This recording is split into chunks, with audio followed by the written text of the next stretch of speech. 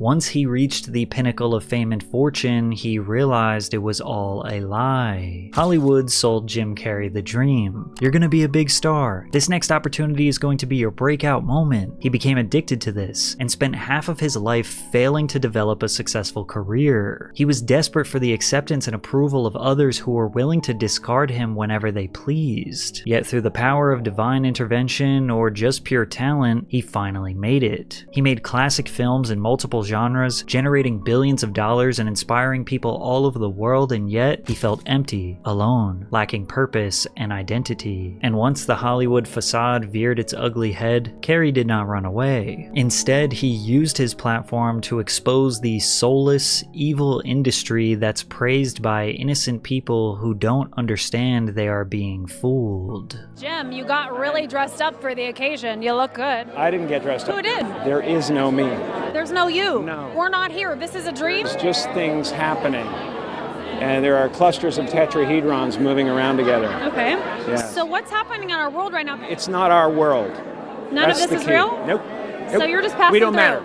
We don't matter. The first time Jim Carrey experienced failure was when he was 15 at the Toronto comedy club Yuck Yucks. I stood up there and I did this horrible, corny act. Halfway through it, they started playing the soundtrack of Jesus Christ Superstar, saying, "Crucify him, crucify him, crucify him." Mark got on the microphone backstage and went, "Totally boring, totally boring." I was 15. I got no leeway for that at all. His first time on stage was so traumatic, it's surprising Carrey didn't quit comedy altogether. The only reason he took a 2-year break was because his family was so poor they could not afford to invest in his dream. The family of 4 lived in a Volkswagen van near Burlington, Canada. Jim and his brother John also spent months living in a tent in the Charles Daly Park on Lake Ontario. But Jim soon overcame his fears and returned back to the stage in 1979. The 17-year-old quickly transitioned from open mics to regular paid shows. In addition to growing in popularity, Carrey attempted to break into the industry by auditioning to be a cast member for the 1980-1981 season of NBC's Saturday Night Live. Unfortunately, SNL's executive producer selected Charles Rocket over Carrey. Facing failure once again, Carrey continued performing stand-up across Toronto and the surrounding towns. The reason why some people rejected Jim's comedy early on was because, well, there wasn't really much comedy in it. He was merely an impressionist. He could mimic and resemble famous people or characters. His act didn't have transition jokes or stories, just impression after impression. Could you imagine the Fonz hosting a cooking show? Right, you take your pot and you put it on the stove like this. First you fill it with water like this.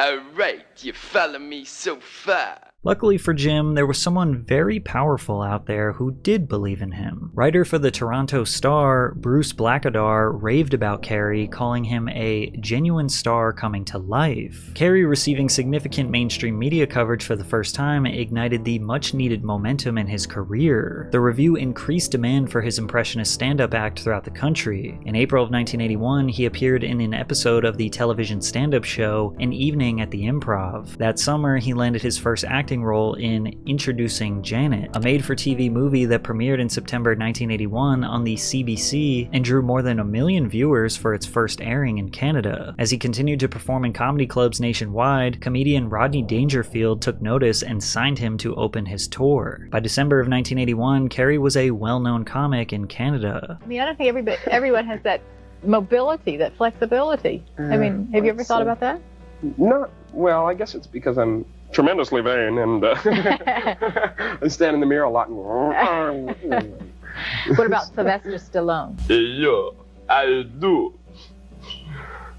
Hey, you're gonna go out with me, Mickey. I mean, if you don't, I'm gonna break your legs. You know what I mean? I'll go. Okay, alright. But every time Jim took one step forward in his career, his momentum would come to a screeching halt. And I don't mean to bring the momentum of this video to a screeching halt, but I do have to tell you about today's sponsor. Have you heard that the flavored air category is quickly becoming the leading alternative to vaping and smoking? It's a whole new movement towards better habits. Led by the sponsor of today's video, Fume. Fume fills the void ditching a bad habit can leave. It's not a vape, there is no nicotine, and it has no batteries to charge. Flavored air isn't like vaping. If vapor was compared to sticky soda, fume cores are closer to herbal teas. Fume has lots of delicious flavors to choose from, like crisp mint and orange vanilla. With flavored air, you can satisfy your oral fixation through a passive diffusion system that utilizes no electronics, vapor, or combustion. Fume continuously invests in third-party studies to ensure the safety of their products, and they are backed by doctors in the US. The device feels really good in your hands and makes a good fidget toy. I tried their cinnamon hearts flavor and it's sweet yet refreshing. Fume has served over 300,000 customers, and you can be the next success story. For a limited time, use my code PatrickCC to get your free topper. It's the perfect accessory to your Fume device. Slip it onto the mouthpiece for a softer, warmer feel. It's chewable for those who love to fidget, and it's reusable. Head to tryfume.com, that's tryfum.com, and use code PatrickCC or scan the QR code on screen to get your free Fume topper when you order your Journey Pack today. Carrey decided to pack his bags and move to Hollywood at the beginning of 1983. He regularly performed at the Comedy Store and the Laugh Factory, two clubs that have been an incubator for just about every comedy legend in the 80s and 90s.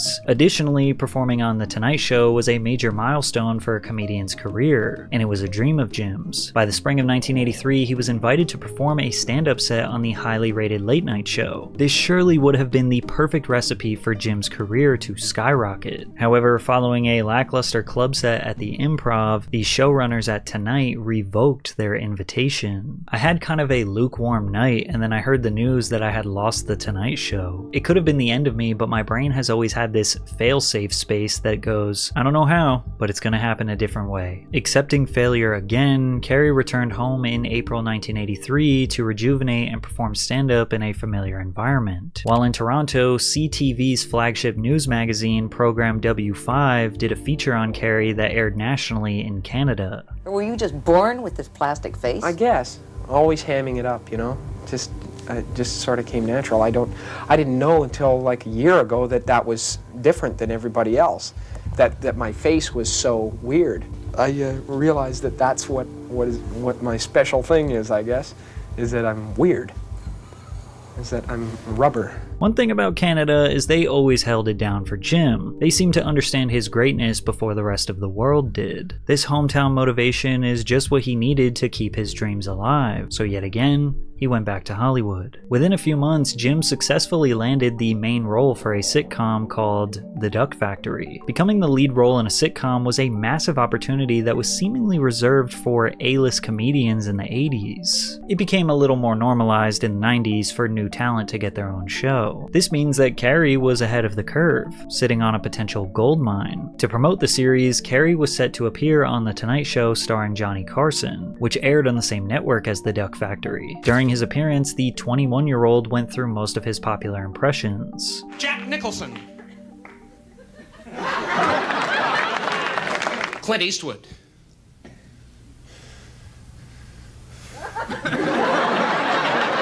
E.T. the Extraterrestrial.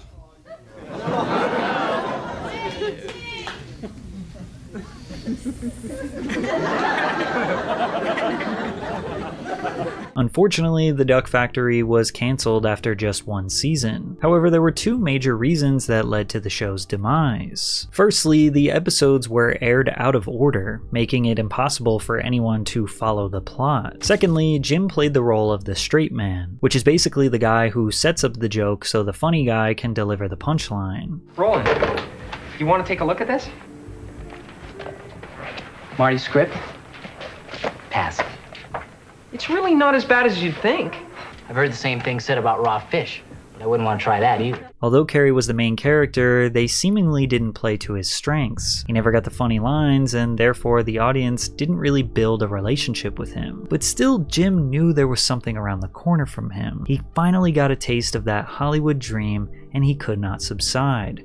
This was his destiny. I used to open my arms. I used to sit up there, you know, and open my arms and imagine a giant funnel of gifts would come right into from the you. universe. Yes. Honest to God, you could, you know, cut to me there. I'm like this, and if nothing else, it made me feel more positive about where I was. I drove down from Mulholland Drive every night, you know, that I went up there, feeling that I was one of the biggest actors in Hollywood. I was doing wonderful work that made people happy. I was, you know, I owned all that. That was it.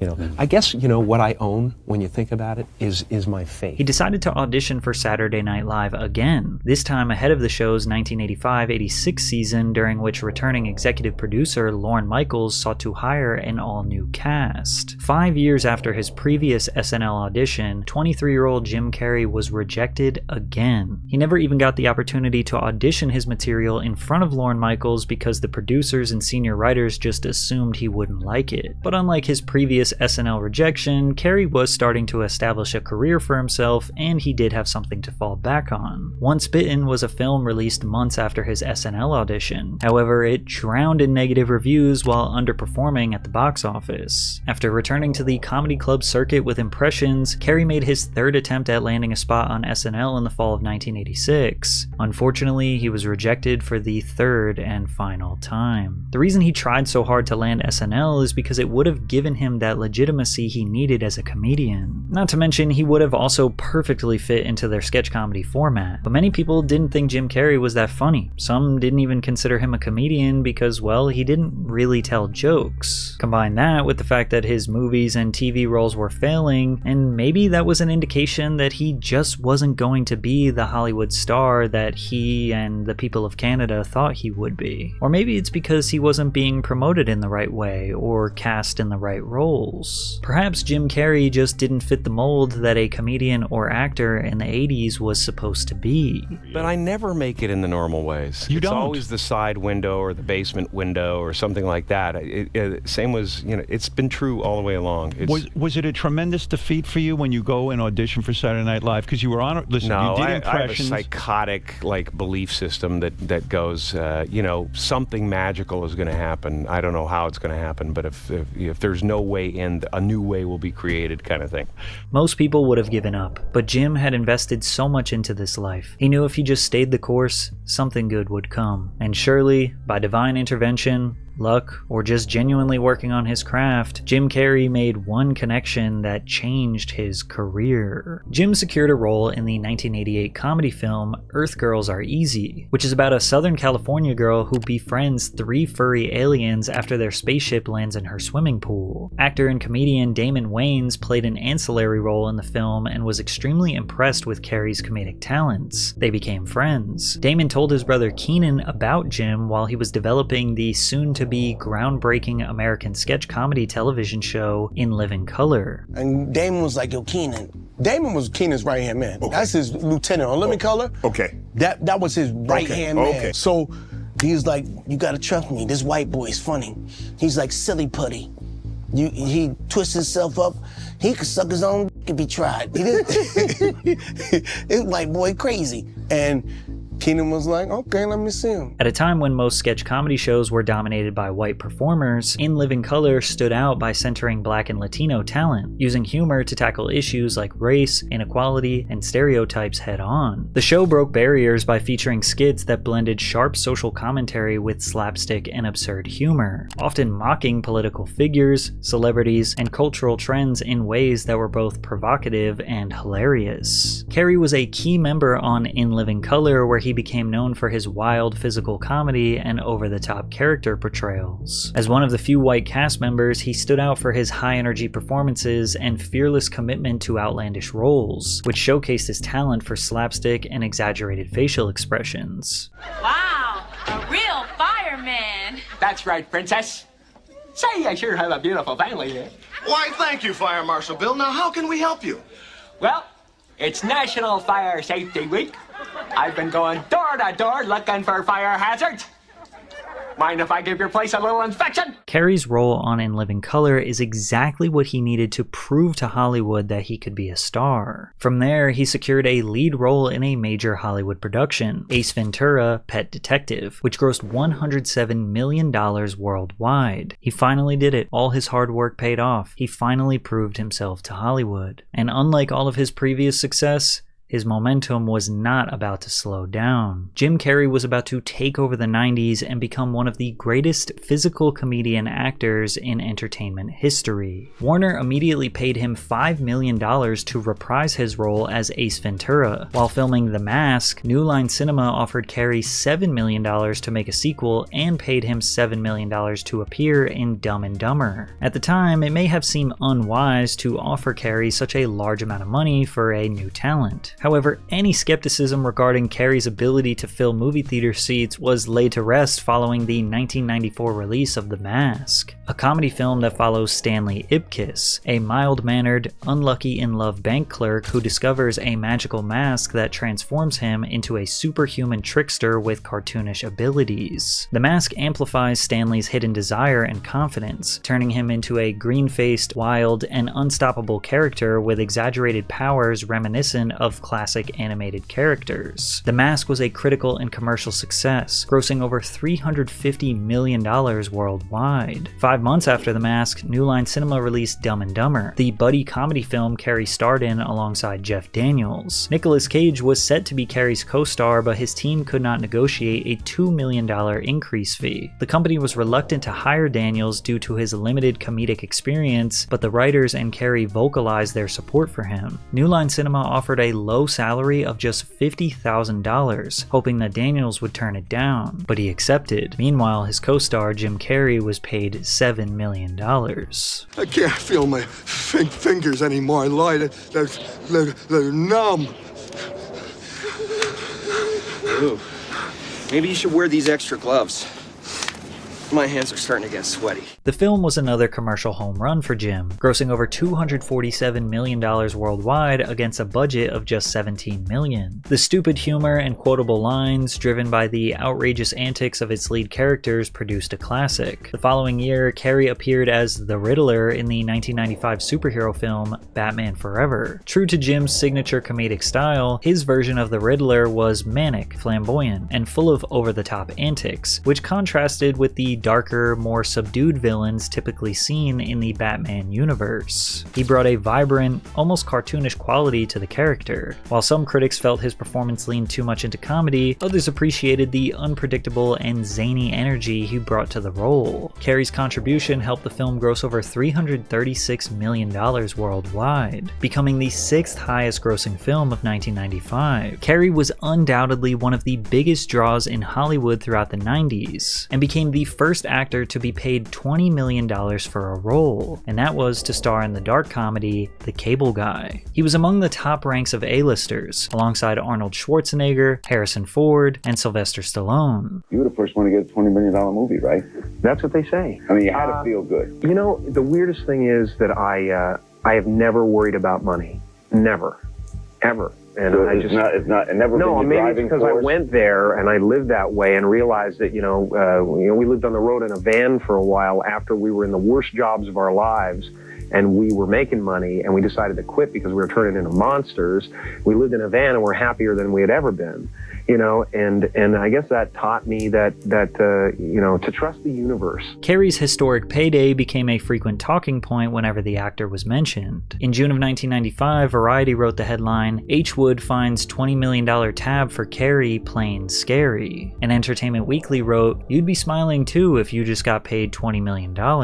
Although he was just 2 years into his Hollywood boom, he was a little confused. Why did they care so much about the money? Why couldn't they just talk about the art, or his roles, or his acting? His movie, The Cable Guy, was considered a box office flop. Jim was not playing the role of a lovable goof, but rather an unsavory, insidious psychopath. Critics seemingly were harsher on this movie because of all the hype surrounding his $20 million payday. They used this film to basically denounce his worth in Hollywood, but he felt it was important for him to expand and take creative risks. I certainly don't want to play it safe my whole life.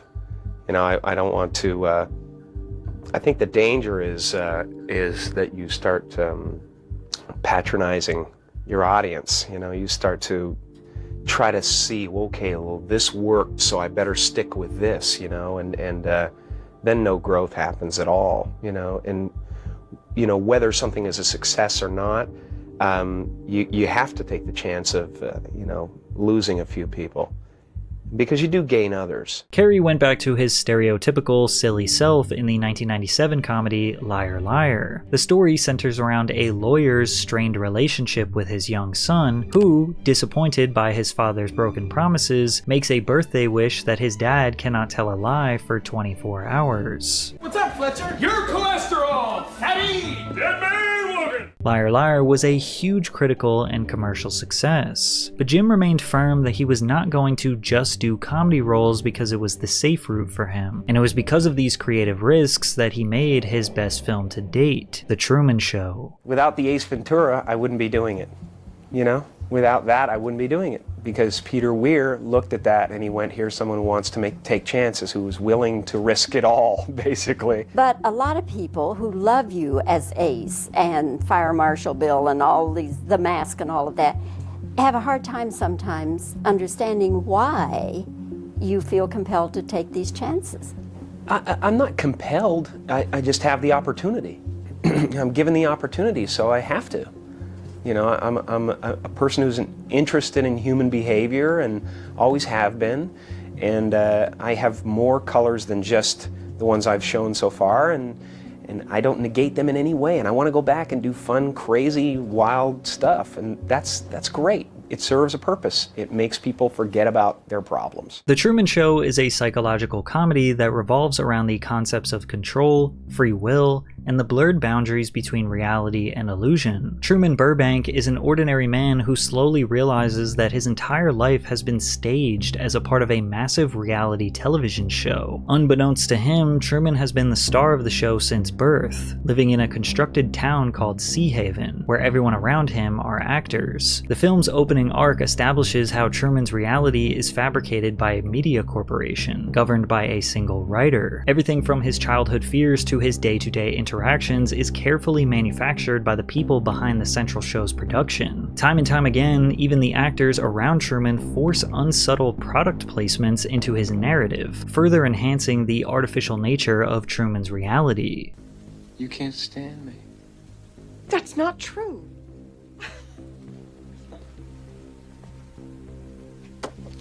Why don't you let me fix you some of this new Mococo drink? All natural cocoa beans from the upper slopes of Mountain Nicaragua, no artificial sweeteners. What the hell are you talking about? Who are you talking to? I've tasted other cocos.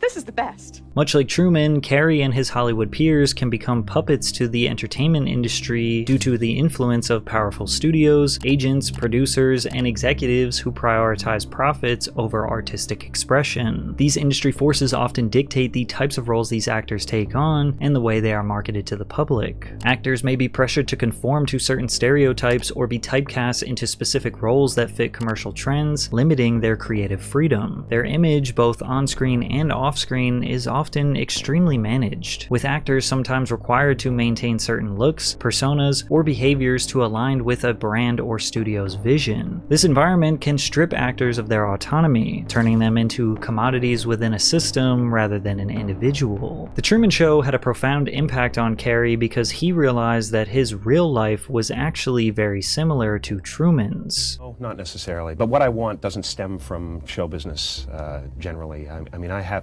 started out with many desires as far as this business goes. I've so surpassed all of them that it's not as meaningful to me anymore. I really love the work itself.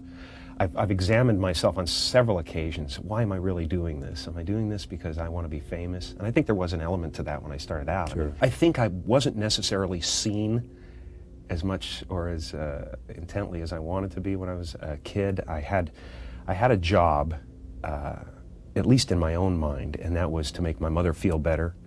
She was kind of very ill in many ways, but I felt the need to make them feel that their life was worthwhile, that they did something special just by the very fact that they brought me into the world. Yeah. So from a very young age, I wanted to convince them that I was a miracle.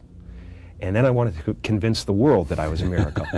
And now I want to convince the world that I'm just like them. It seemed around the early 2000s that Jim started to see Hollywood for what it truly is. Behind the glitz and glam, it's just a vapid display of wealth. People with a holier-than-thou mentality, masquerading around, celebrating each other for menial displays of talent, inflating their egos to dangerous levels. In deeper interviews, it was clear Jim was aware of his role in this soulless machine, but he didn't reveal his true thoughts and feelings about it.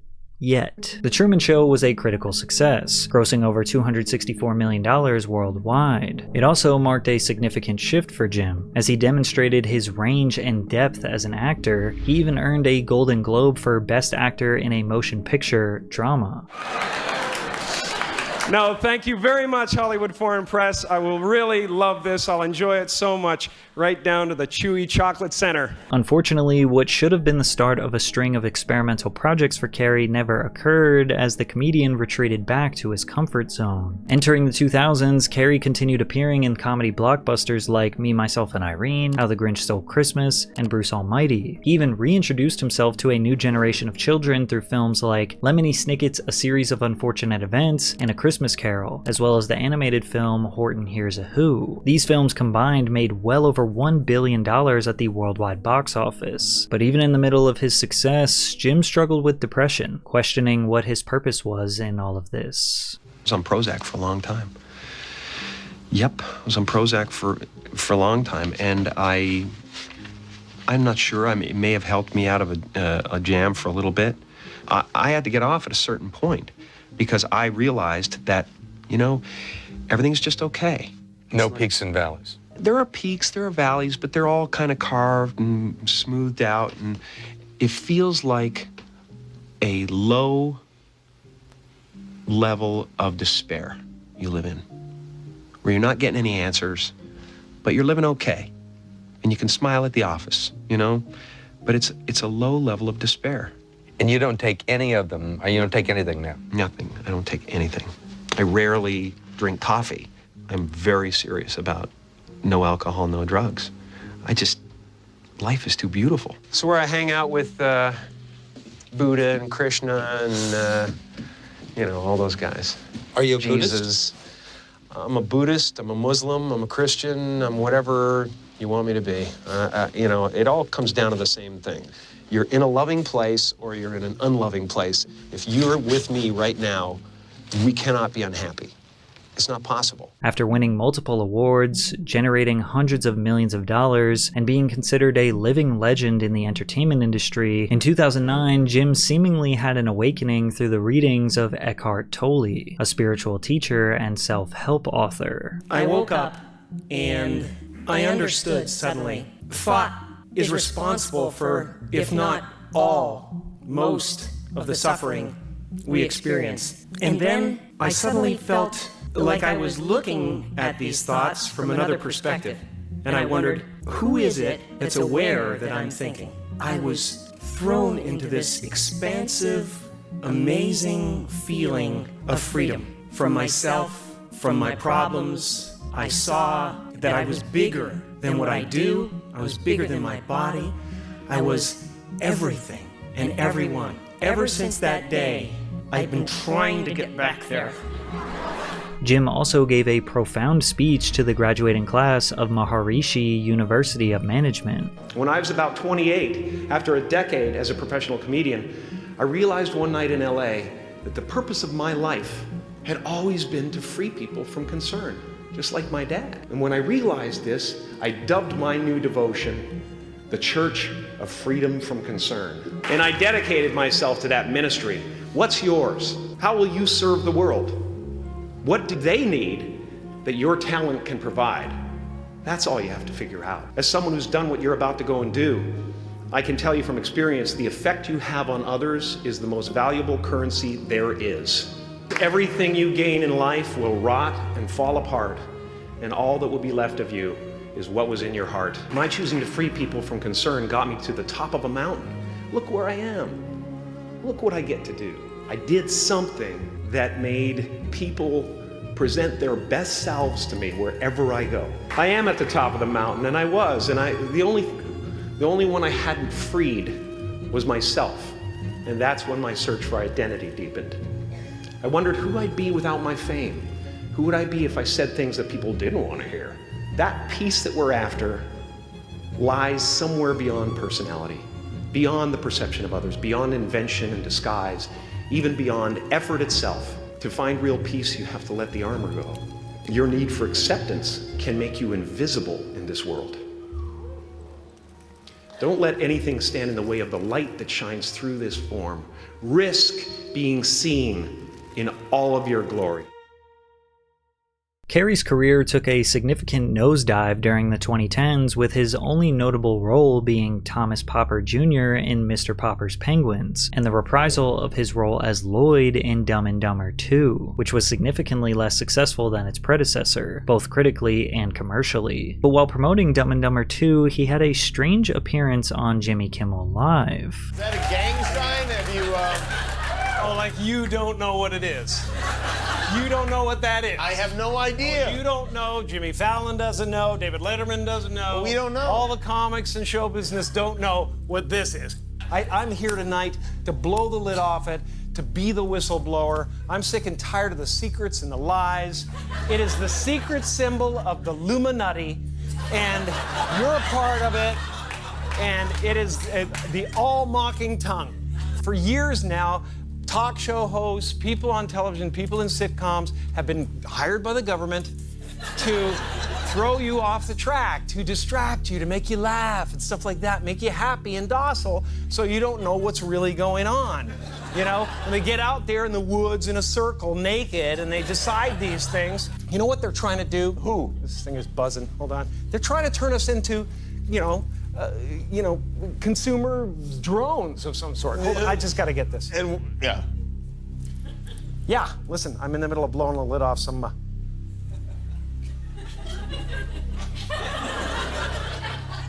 What happened? I'm sorry, Jimmy. I was temporarily interrupted by my iPhone 6 Plus. 5.5 heads-up HD display. I think what I was really trying to say was I think people will enjoy Dumb and Dumber this weekend. There were multiple sources that claimed that they were at the show and that the whole time there was no actual audience laughter, and a laugh track was added in post-production to the video that was uploaded to YouTube. Some people looked at Jim's mockery as brave, that he was potentially exposing the truth and that his life could be in danger. Others dismissed this as an actor who is past his prime and merely trying to do something shocking to promote a movie. But Carrey's public awakening and attacks on Hollywood did not slow down. During his 2016 Golden Globe speech, he was a little sarcastic, but his message was very clear. You know, when I go to sleep at night, I'm not just a guy going to sleep. I'm two-time Golden Globe winner Jim Carrey going to get some well-needed shut-eye. And when I dream, I don't just dream any old dream. No, sir. I dream about being three-time Golden Globe winning actor Jim Carrey, because then I would be enough and I could stop this terrible search for what I know ultimately won't fulfill me. But these are important, these awards. I don't want you to think that just because if you blew up our solar system alone, you wouldn't be able to find us or any of human history with the naked eye. But from our perspective, this is huge.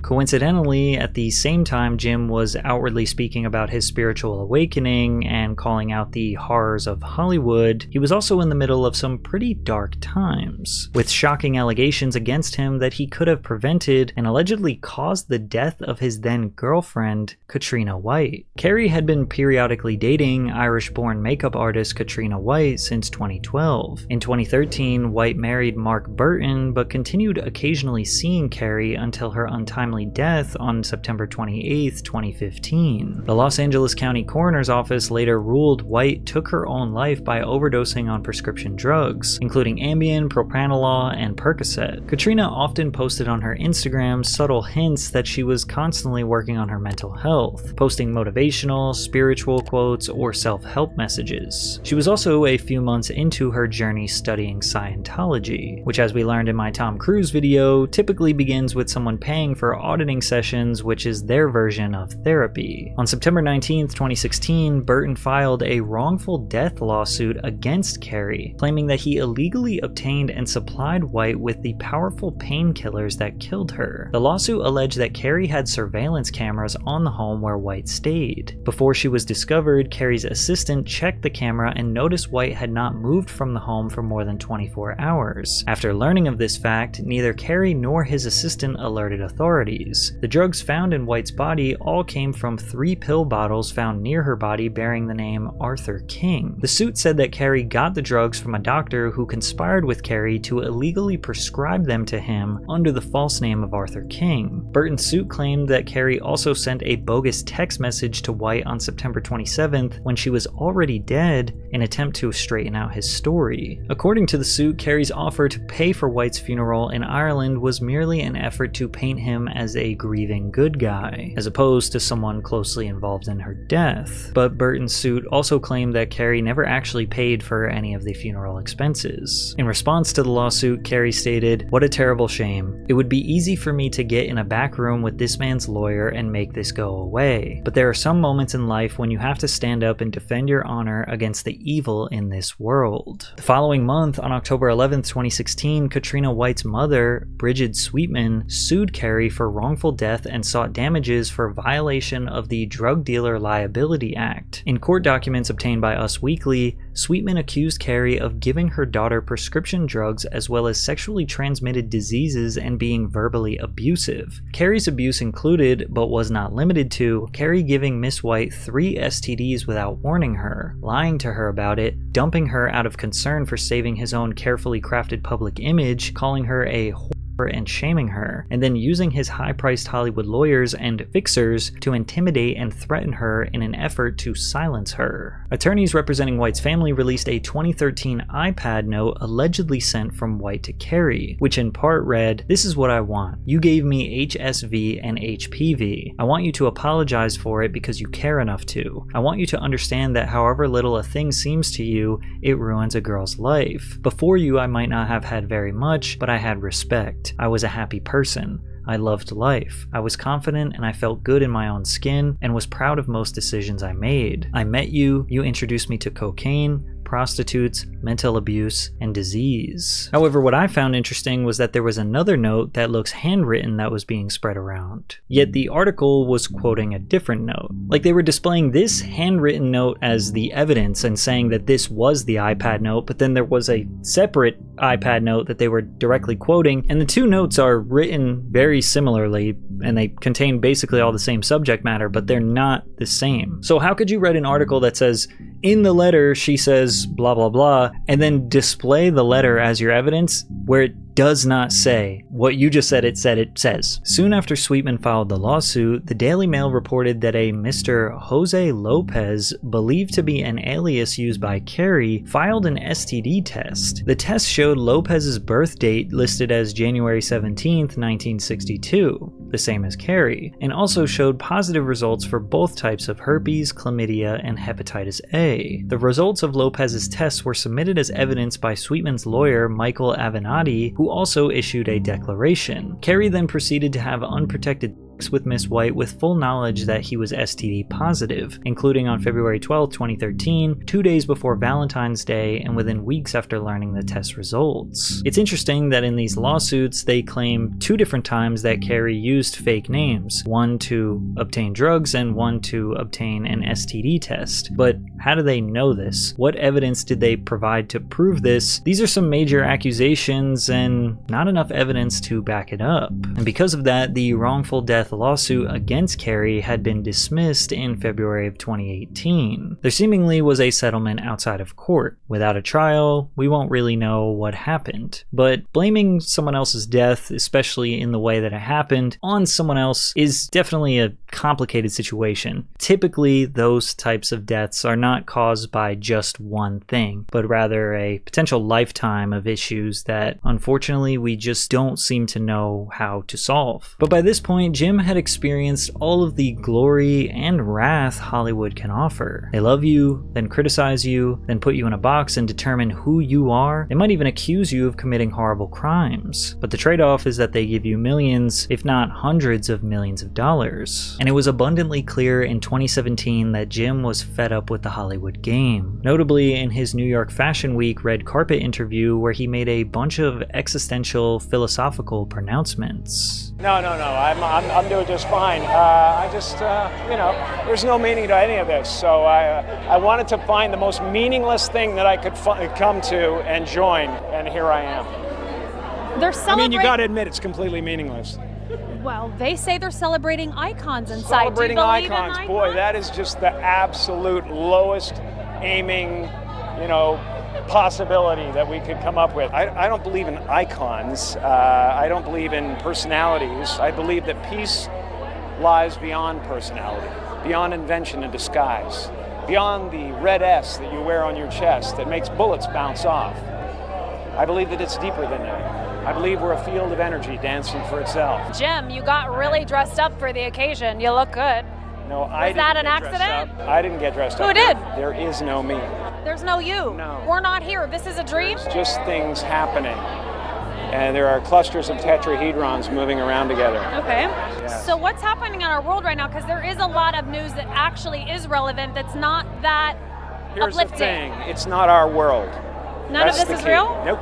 So you're just passing We don't through. matter. We don't matter. Oh, wow. There's the good news. While some headlines questioned his sanity, others felt like he was just experiencing an ego death, something that a lot of people in Hollywood could probably benefit from. I think that we're all, we're all trying to add things to ourselves so that we can finally define ourselves, and then everybody will get us and they'll go, okay, this is what you are. And then if you actually get there, you will find it so empty that you'll realize that's really not what it's about. It's about not only, just going with the flow, but it's about not taking it personally. It's like the difference between a house and my house is a world of difference, and it's the my that's the problem. Don't get me wrong, Jim Carrey is a great character, and I was lucky to get the part.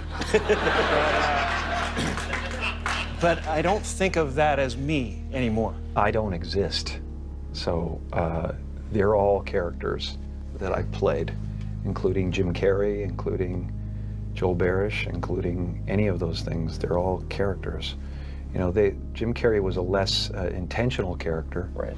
Because I thought I was just building something that people would like, but it was a character, So it's, I played the guy that was free from concern so that people who watched me would be free from concern. Carrey continued to express that his identity to the world is a character, not a real representation of who he actually is. As an actor, you play characters, and if you go deep enough into those characters, you realize your own character is pretty thin to begin with. You suddenly have this separation and go, who's Jim Carrey? Oh, he doesn't exist actually. There's just a relative manifestation of consciousness appearing, and someone gave him a name, a religion, a nationality, and he clustered those together into something that's supposed to be a personality, and it doesn't actually exist. None of that stuff, if you drill down, is real. Hollywood will not make you happy. A career or a dream job will not make you happy. But you shouldn't let that disappoint you. Instead, let it free you of the constraints and the pressures that you or society have put on yourself. What you do is not who you are. So you might as well try as hard as you can to do something that you actually love, not because you're searching for an identity or a purpose, but simply because it's a little easier than doing something you hate. And instead, let your friends, family, food, nature, and God determine your happiness. I feel like, and this is something you might never hear another celebrity say as long as time exists, I have enough. I've done enough. I am enough.